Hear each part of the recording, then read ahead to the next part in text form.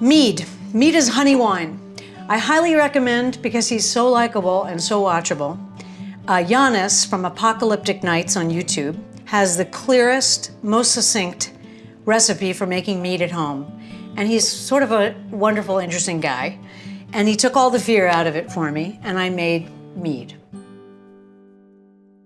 How you make mead is you take literally 3 to 5 pounds of honey, which is a huge jar that you would get like a big fat jar like this of honey.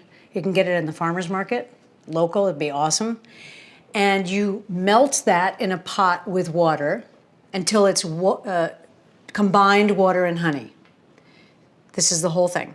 You pour that mixture into a large carboy, which I'll show you my mead.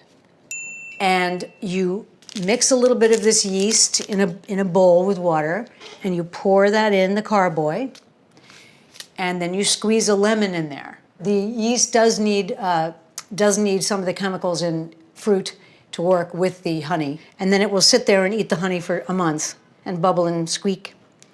And stay tuned for my finished mead, but allow me to show you my mead, how it is right now. Bum, bum, ba, bum, bum, bum, bum, bum, bum, bum, bum. Here is my mead, bum, ba, dee, da, dee, da, dee.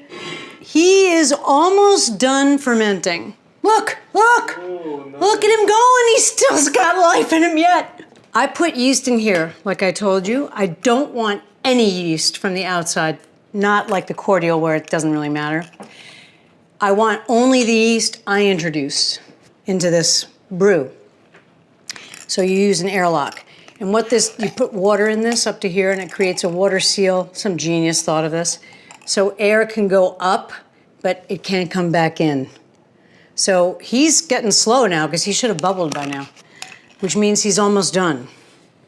And then I will filter him with my machine into another carboy where he'll rest, and I'll check him for second fermentation, and then he'll stay there for probably 3 or 4 months, and then he'll be ready to drink.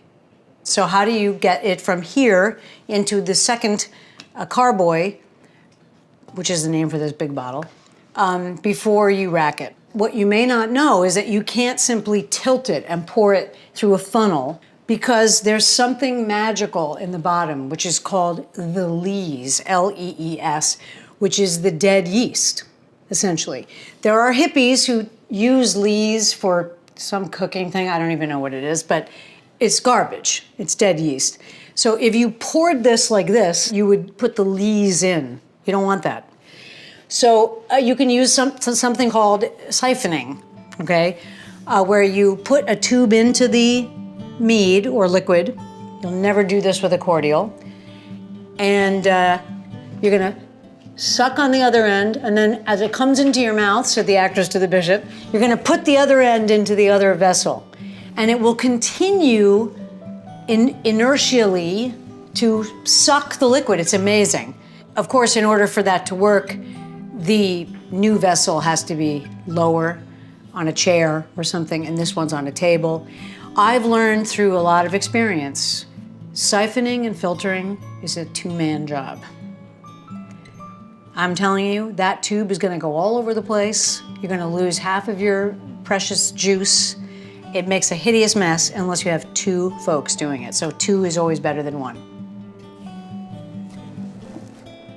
Make mead. Why doesn't everybody make mead? Oh, mead, you're just what I need.